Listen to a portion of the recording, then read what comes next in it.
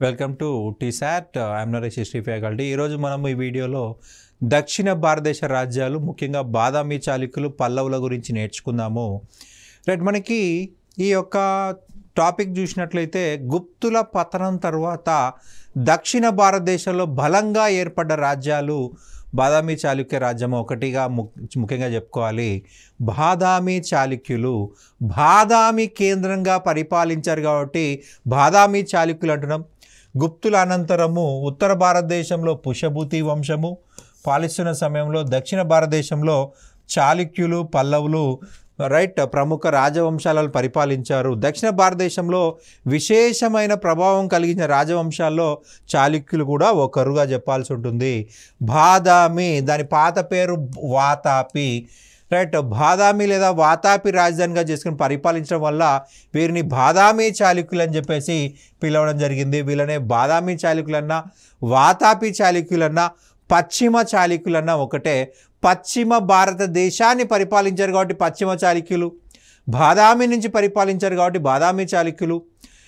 వాతాపి పాత పేరు వాతాపి చాళుక్యులు కూడా అన్నా ఒకరే. వేంగి చాళుక్యులు, లాటా చాళుక్యులు, వాళ్ళనే సోలంకీలని కూడా అంటాం. కళ్యాణి చాళుక్యులు వీళ్ళ వంశం చెందిన వాళ్ళే. వాకాటకుల పతనం తర్వాత దక్షిణ భారతదేశంలో ముఖ్యంగా మహారాష్ట్ర, మనకు కర్ణాటక ప్రాంతాల్లో పరిపాలన స్టార్ట్ చేసిన వాళ్ళ యొక్క చాళుక్యులు అని చెప్పాల్సి ఉంటుంది. వీళ్ళకు సంబంధించిన శాసనాలలో హారతి పుత్తులని, మానవస్య గోతులని పేర్కొంటున్నాయి. వీళ్ళ శాసనాల్లో హారతి పుత్రులు, మానవస్య గోతులు అని చెప్పేసి పిలవడం జరిగింది. కార్తికేయ సప్తమాతృకల భక్తులని కూడా తెలుపుతున్నాయి. వీళ్ళు కార్తికేయ భక్తులు, సప్తమాతృకల భక్తులు. బిలహనుడి విక్రమాంక దేవచరిత్ర ఈ యొక్క చాళుక్యుల యొక్క పుట్టుక గురించి వివరిస్తూ ఉంది. బ్రహ్మ చులకం నుంచి పుట్టినవాడు చాళుక్యుడు. బ్రహ్మ చులకం నుండి ఆవిర్భవించడం వల్ల చాళుక్య అని చెప్పేసి పిలువబడ్డారని చెప్పేసి బిలహనుడు విక్రమాంక దేవచరిత్రలో రాయడం జరిగింది. మనకి ఈ యొక్క బిలహనుడు ఎవరి ఆస్థాన కవి అంటే ఆరవ విక్రమాదిత్యుడు. ఆరవ విక్రమాదిత్య కాలంలో ఉన్నటువంటి కవిగా చెప్పాల్సి ఉంటుంది. చాళుక్యుల యొక్క మూల పురుషుడు జయసింహ. ఈయన తర్వాత రణగార పరిపాలించడం జరిగింది.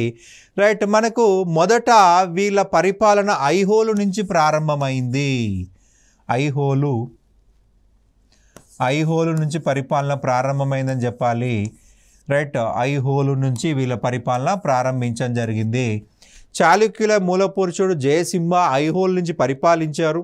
వీళ్ళు కదంబుల యొక్క సామంతులు. కదంబులకి సామంతుడిగా ఉన్నప్పుడు ఐహోల్ నుంచి పరిపాలించారు. మనకి కర్ణాటకలోని బీజాపూర్ ప్రాంతాన్ని పరిపాలించారు. బనవాసి యొక్క పాలకుడైన కదంబులకి సామంతులుగా ఉన్నారన్నమాట. ఇక మొదటి పులకేసి, ఈ యొక్క వంశంలో తొలి స్వతంత్ర రాజు మొదటి పులకేసి. ఇతని పరిపాలనా కాలం క్రీస్తు శకం 535 నుంచి 566 అని గుర్తుపెట్టుకోవాల్సి ఉంటుంది. చాళుక్యులలో తొలి స్వతంత్ర పాలకుడు మొదటి పులకేసి. ఇతని విజయాల గురించి బాదామి శాసనం తెలుపుతూ ఉంది. ఇతని విజయాలన్నీ కూడా ఎందులో ఉన్నాయంటే బాదామి శాసనాన్ని గుర్తుపెట్టుకోవాలి. ఇతని భార్య పేరు దుర్లభ మహాదేవి. కీర్తివర్మ, మంగళేశుడు అనేటువంటి ఇద్దరు కుమారులు ఉన్నారు ఇతనికి. ఇతను స్వతంత్రత ప్రకటించుకొని సత్యాశ్రయ, రణవిక్రమ, శ్రీవల్లభ, శ్రీ పృథ్వీవల్లభ అనే బిరుదులని ఉపయోగించుకోవడం జరిగింది. స్వతంత్ర ప్రకటించుకున్న తర్వాత ఇతను తీసుకున్న బిరుదులు సత్యాశ్రయ, రణవిక్రమ, శ్రీవల్లభ, శ్రీ పృథ్వీవల్లభ అనే బిరుదులు ఉపయోగించుకున్నాడు. వాతాపి లేదా బాదామిలో తొలికోట నిర్మించి దానిని రాజధానిగా చేసుకున్నాడు మొదటి పులకేసి. మొదటి పులకేసి అశ్వమేధ యాగం చేసి స్వతంత్ర ప్రకటించుకున్నాడు. గుర్తుపెట్టుకోండి, ఏ రాజు అయితే అశ్వమేధ యాగం చేస్తాడో ఆ రాజు సర్వస్వతంత్రుడుగా గుర్తించబడతాడు. బలవంతుడు మాత్రమే అశ్వమేధ యాగం చేస్తాడు, బలహీన రాజు చేయడు. బలహీన రాజు చేస్తే తన సొంత రాజ్యం కూడా కోల్పోతాడు. బలవంతుడే చేస్తాడు. కదంబులని ఓడించాడు. తన స్వతంత్ర గుర్తుగా అశ్వమేధ యాగం చేశాడు మొదటి పులకేసి. రైట్. మొదటి పులకేశి మరణాంతరం అతని కుమారుడు మొదటి కీర్తివర్మ రాజు కావడం జరిగింది. ఈయన పరిపాలనా కాలము 567 నుంచి 598 వరకు.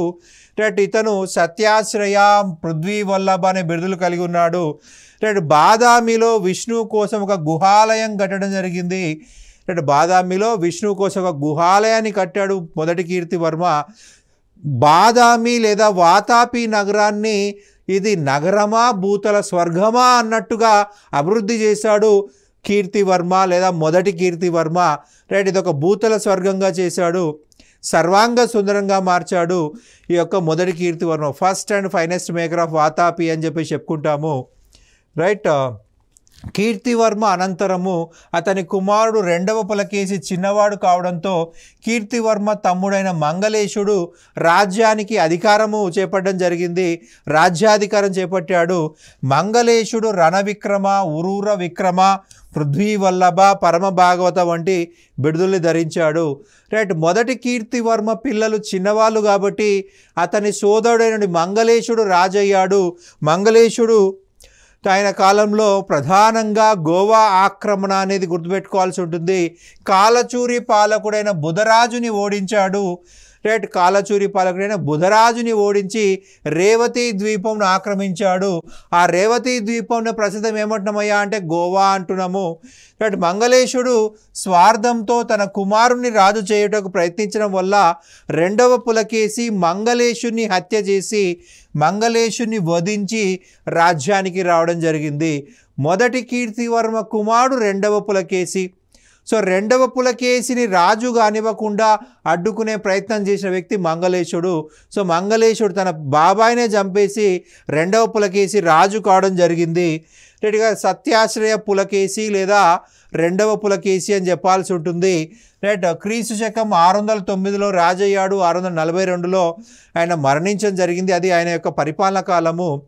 గౌతమీపుత్ర శాతకర్ణి తర్వాత దక్షిణ భారతదేశంలోని అతి గొప్ప రాజు అంటే రెండవ పులకేశి అని చెప్పాలి. గౌతమీపుత్ర శాతకర్ణి తర్వాత దక్షిణ భారతదేశంలో అతి గొప్ప రాజు గౌతమీపుత్ర ఈ యొక్క రెండవ పులకేశి అని చెప్పాల్సి ఉంటుంది. చాళుక్యుల్లో కాక దక్షిణ భారతదేశ పాలకుల్లో అత్యంత గొప్పవాడు, అగ్రగణ్యుడు. ఇతని యొక్క విజయాల గురించి ఐహోల్ శాసనం తెలుపుతూ ఉంది. రైట్. ఐహోల్ శాసనంను రచించింది రవికీర్తి. ఐహోల్ శాసనం యొక్క రచయిత ఎవరయ్యా అంటే రవికీర్తి. ఈ రవికీర్తి అనే వ్యక్తి అతని యొక్క ఆస్థాన కవి జైన పండితుడు. జైన పండితుడు. రైట్. మోగుత్తి కొండపైన ఒక జీనాలయం కట్టడం జరిగింది. జీనాలయము అంటే వర్ధమాన మహావీర ఆలయము. జీనా అంటే వర్ధమాన మహావీర, జీనాలయము వర్ధమాన మహావీర ఆలయము. రైట్. మోగుత్తి అనే కొండపైన జీనాలయాన్ని కట్టాడు. సో దాన్ని మోగుత్తి జీనాలయం అని చెప్పేసి అంటాము. రైట్. వర్ధమాన మహావీర దేవాలయము.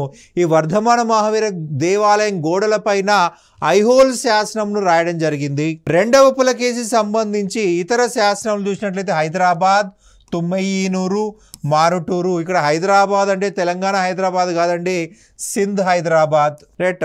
హైదరాబాద్, తుమ్మయ్యనూరు, మారుటూరు ఈ మూడు కూడా మనకి ఇతర శాసనాలుగా చెప్పాల్సి ఉంటుంది. రైట్. రెండవ పులకేశి మహారాష్ట్ర, మాల్వా, కళింగ, ఆంధ్ర ప్రాంతాలను జయించడం జరిగింది. రైట్. మహారాష్ట్ర ప్రాంతాన్ని, మాల్వా ప్రాంతం, మధ్యప్రదేశ్, కళింగ, ఒరిస్సా, ఆంధ్ర. రైట్. మనకి కదంబులు, గుర్జర్లని ఓడించడం జరిగింది. కదంబులని, గుర్జర్లు కూడా ఓడించాడు. గంగ పాలకుడైనటువంటి దుర్వినీతుని యొక్క కుమార్తెను వివాహం చేసుకున్నాడు. రైట్. విష్ణుకుండిన పాలకుడైనటువంటి మాధవవర్మను కొల్లేరు లేదా కునాల యుద్ధంలో ఓడించి ఆంధ్ర ప్రాంతాన్ని లేదా వేంగి ప్రాంతాన్ని ఆక్రమించడం జరిగింది.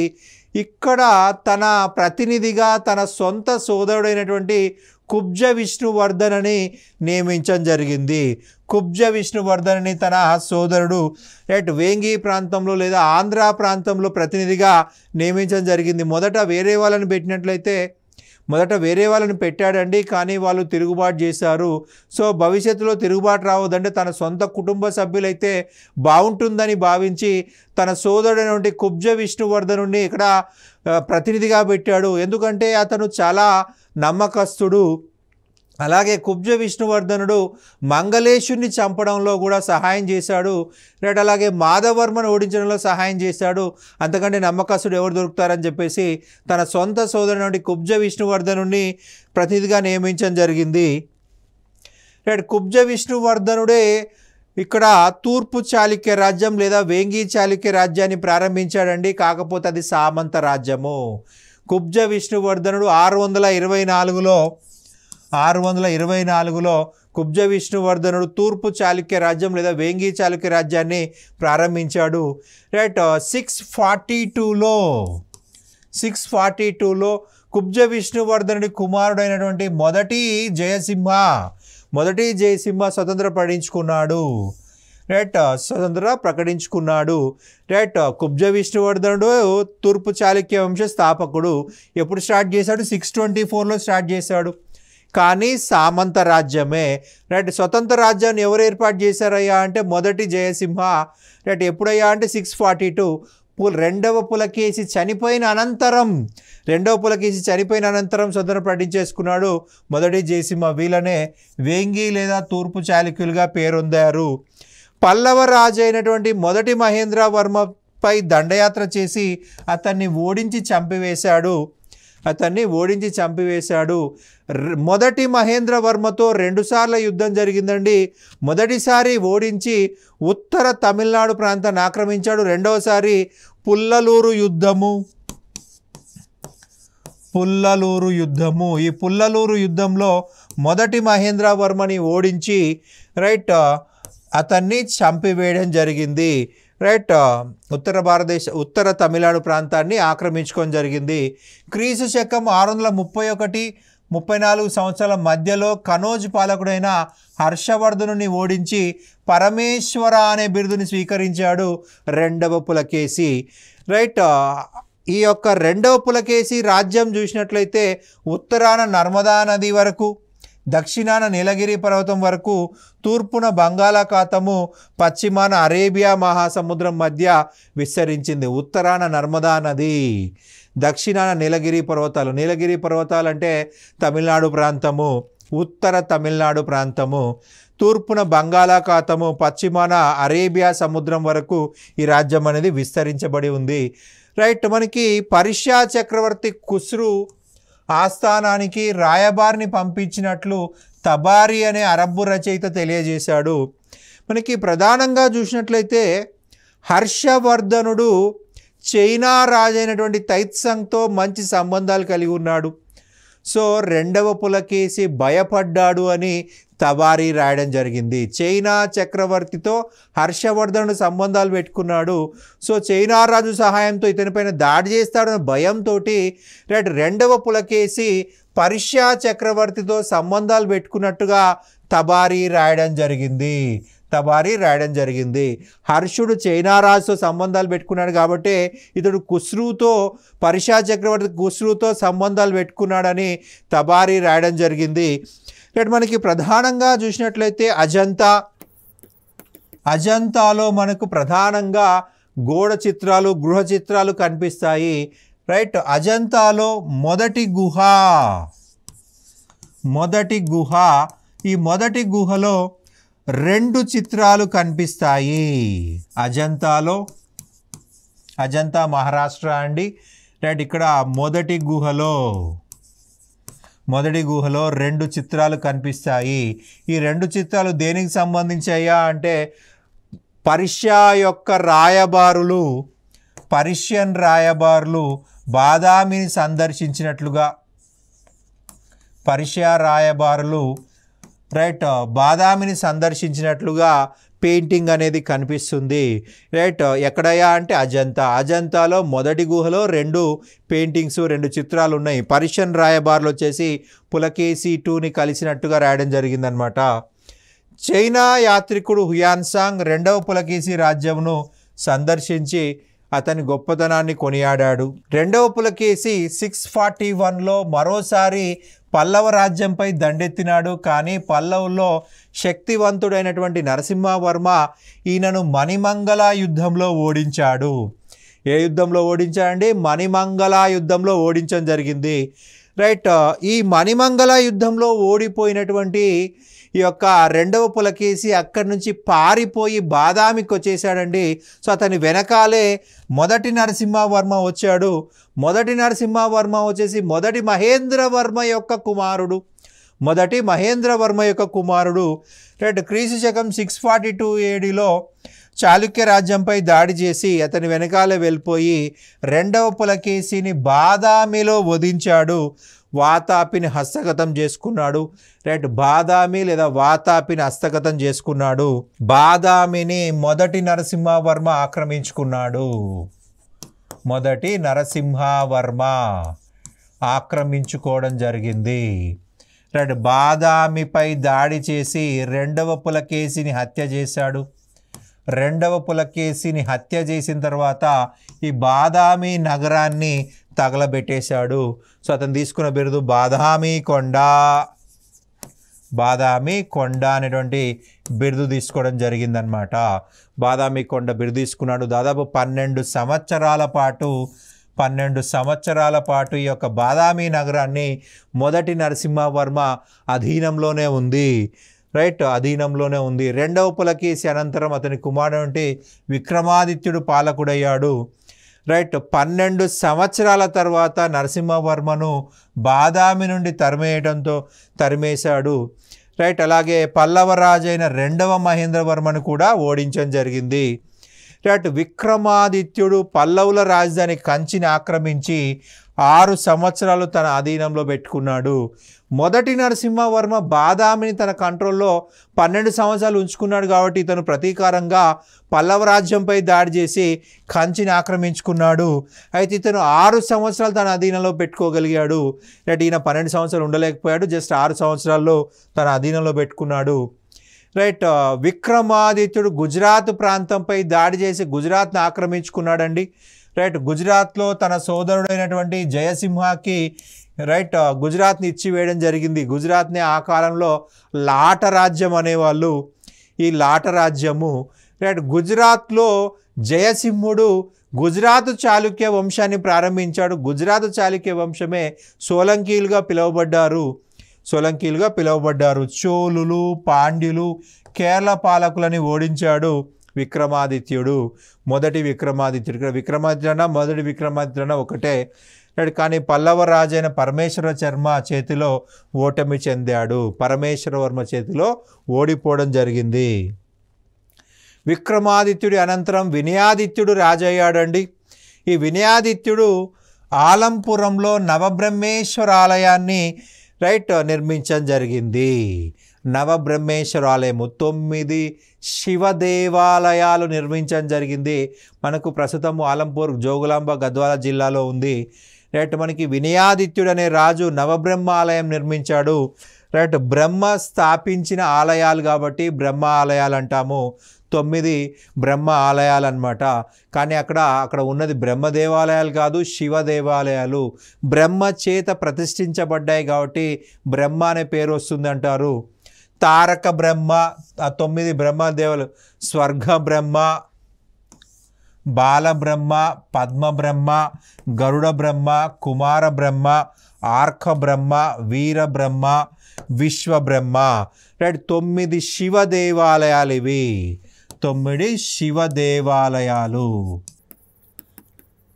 తారక బ్రహ్మ, స్వర్గ బ్రహ్మ, బాలబ్రహ్మ, పద్మబ్రహ్మ, గరుడ బ్రహ్మ, కుమార బ్రహ్మ, ఆర్క బ్రహ్మ, వీరబ్రహ్మ, విశ్వబ్రహ్మ.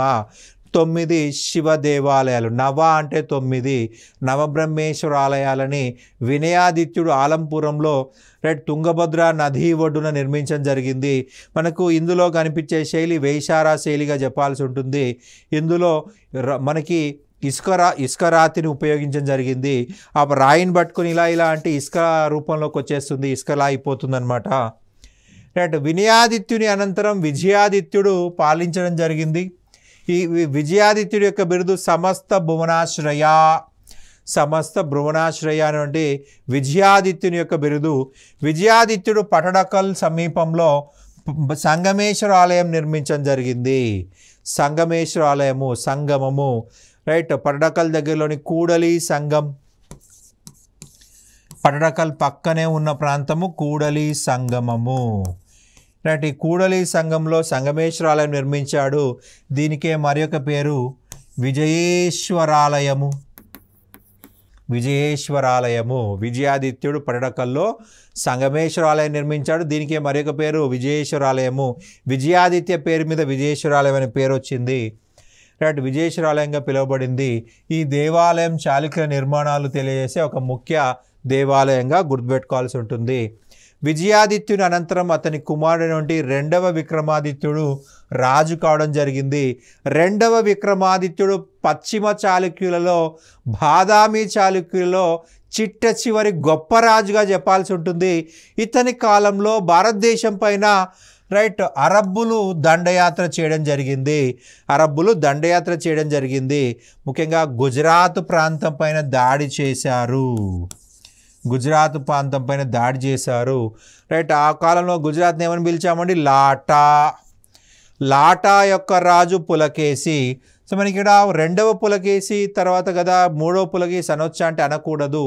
ఎందుకు అనకూడదయ్యా అంటే ఈ యొక్క పులకేసి అనేవాడు, రైట్, మనకి పులకేసి తర్వాత మెయిన్ లైన్ కాదు, రైట్. మనకి మొదటి విక్రమాదిత్యుడి సోదరుడి కుమారుడు. సో సోదరుడి వారసుడు. ఇక్కడ మనకి లైన్ సపరేట్ అయిపోయింది. సో సేమ్ పేరు వాడకూడదన్నమాట, రైట్. లాట రాజైన పులకేసి అరబ్బులను ఓడించడంలో రెండవ విక్రమాదిత్యుడికి సహాయం చేశాడు.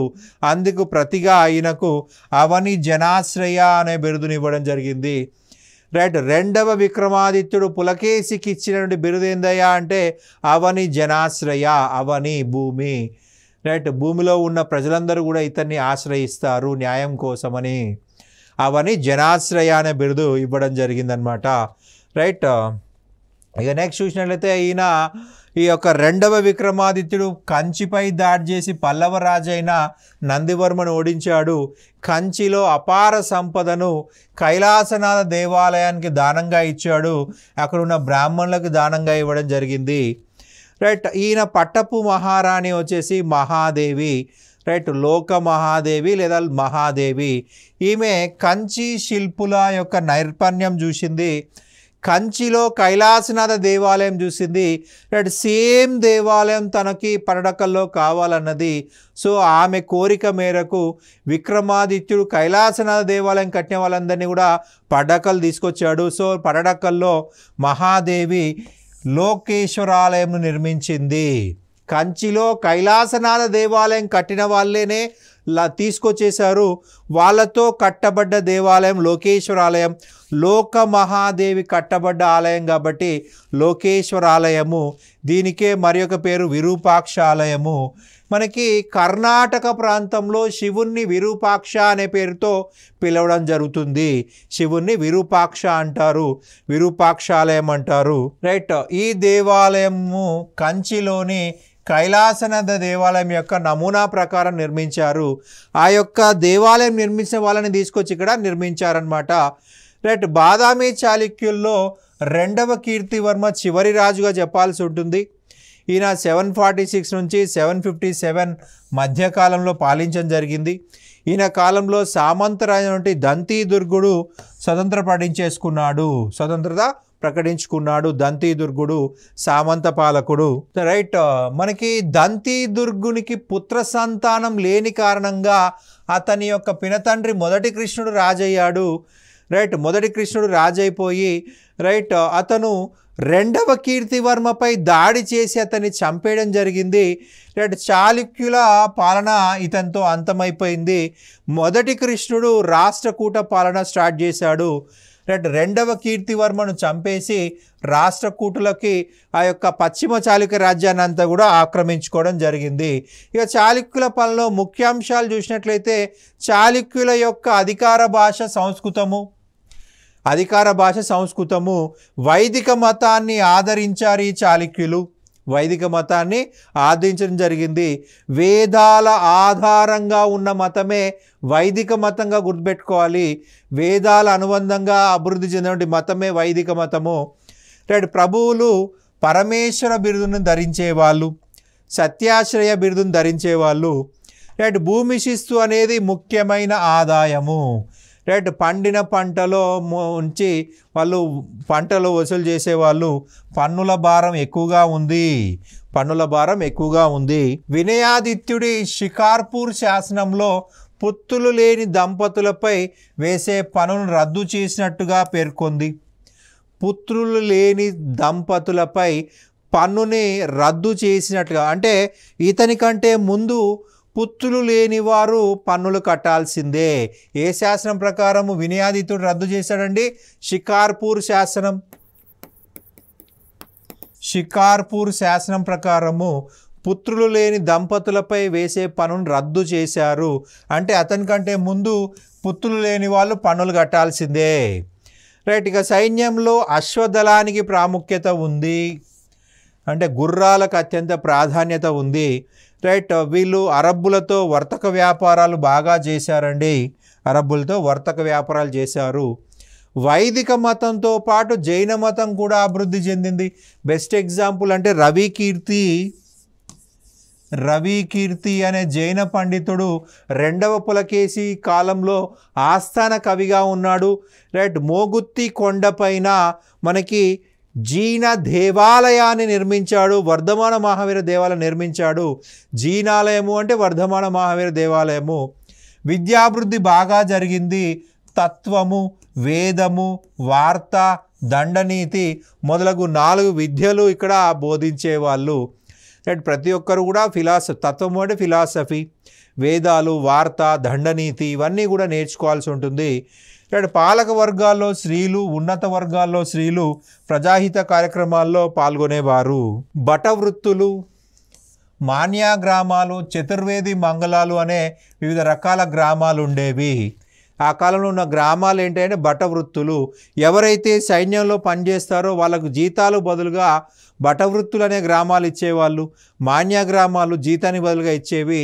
చతుర్వేద మంగళాలు ఇవన్నీ కూడా ఒక రకమైన జాగీర్దారీ వ్యవస్థ, భూస్వామ్య వ్యవస్థ లాంటిది. బటవృత్తులు సైనికులకు పొందిన భూమి. రైట్. సైన్యంలో పనిచేసినందుకు ఇచ్చేటువంటి భూమినే బటవృత్తులు. మాన్య గ్రామాలు దేవాలయాలకు, ఇతర సంస్థలకు ఇచ్చిన గ్రామాలు. మాన్యాలు దేవుని మాన్యాలు అంటారు కదా, దేవాలయాలకు ఇతర సంస్థలకు ఇచ్చేటువంటి మాన్యాలు. చతుర్వేద మంగళాలు పండితులకు ఇచ్చే గ్రామాలు, పండితుల యొక్క పోషణ కోసం ఇచ్చే గ్రామాలు. ఇక నెక్స్ట్ చూసినట్లయితే గ్రామాలకు పన్ను మినహాయింపు ఇవ్వటానికి సర్పకరి పరిహారం అని పిలిచారు. మనకి బ్రాహ్మణులకు ఏదైనా భూదానం చేసేటప్పుడు సర్పకరి పరిహారం చేసిస్తారు. అంటే అక్కడ మేము భవిష్యత్తులో పన్నులు వసూలు చేయము అని చెప్పేసి ప్రకటిస్తూ ఇచ్చేవాళ్ళనమాట. బాదామి చాళుక్యుల శైలిని వేసారా శైలి అని పిలిచేవారు. ఈ రకమైన నిర్మాణ శైలిలో వీళ్ళు చాలా దేవాలయాలను నిర్మించడం జరిగింది. మనకి ఈ శైలి ప్రధానంగా చూసినట్లయితే నగరా శైలి మరియు ద్రవిడ శైలి, ఈ రెండు శైలుల యొక్క మిశ్రమమే మనకి వేసారా శైలి అని చెప్పి చెప్తాము. నగరా శైలి ఉత్తర భారతదేశంలో అభివృద్ధి చెందితే తమిళనాడు, కర్ణాటకలో అభివృద్ధి చెందింది ద్రవిడ శైలి. ఈ రెండింటినీ కలిపి మధ్య భారతదేశంలో, పశ్చిమ భారతదేశంలో అభివృద్ధి చెందింది వేసారా శైలి. రైట్. ఐహోల్ పట్నం చూసినట్లయితే దీన్ని దేవాలయ పట్నంగా పిలుస్తారు. దాదాపుగా 70 దాకా దేవాలయాలు ఉన్నాయి, 70 వరకు దేవాలయాలు ఉన్నాయి. రైట్. వేసారా శైలి, నగరా శైలి ద్రవిడ శైలికి మధ్యలో ఉంటుంది. రెండింటి యొక్క కలయిక. మనకు శిఖరం కనిపిస్తుంది, గర్భగృహం పైన విహార నిర్మాణం కనిపిస్తుంది. మనకి శిఖరం అనేది నగరా శైలికి సంబంధించింది, విమానం అనేది ద్రవిడ శైలికి సంబంధించింది. అంటే ఆ రెండింటి యొక్క కలయికే వేసారా శైలి అన్నమాట. వారి యొక్క ముఖ్య నౌకా కేంద్రాలు రేవతి ద్వీపము, పూరి, ఇవి ముఖ్యమైన కేంద్రాలు. చాళుక్యుల కాలంలో జైన ఆలయాలు ఎక్కువగానే నిర్మించబడ్డాయి. మోగుత్తి జీనాలయం కర్ణాటకలోను, ఆంధ్రాలో కరీంనగర్, మెదక్, అనంతపురం, జిల్లాల్లో జైన దేవాలయాల నిర్మాణం జరిగింది. మహానందిలో మహానందేశ్వర ఆలయం కూడా వీళ్ళు నిర్మించిందిగా చెప్పాల్సి ఉంటుంది. మనకి పట్టడక్కల్ చూసినట్లయితే పట్టాడక్కల్, ఈ పట్టాడక్కల్లో 10 దేవాలయాలు ఉన్నాయి. రైట్, 10 దేవాలయాలు ఉన్నాయి. విరూపాక్ష ఆలయము, పాపనాథ టెంపుల్, మల్లికార్జున టెంపుల్, రైట్, ఇవన్నీ కూడా ముఖ్యమైన దేవాలయాలుగా చెప్పాల్సి ఉంటుంది. ముఖ్యమైన దేవాలయాలు. రైట్, ఈ యొక్క దేవాలయాలు 10 దేవాలయాలు యునెస్కో ప్రపంచ వారసత్వ సంపదగా గుర్తించడం జరిగింది. 10 దేవాలయాన్ని యునెస్కో ప్రపంచ వారసత్వ సంపదగా గుర్తించింది. రైట్, ఇది మనకు రైట్ బాదామి చర్యల యొక్క సమాచారము. Thank you.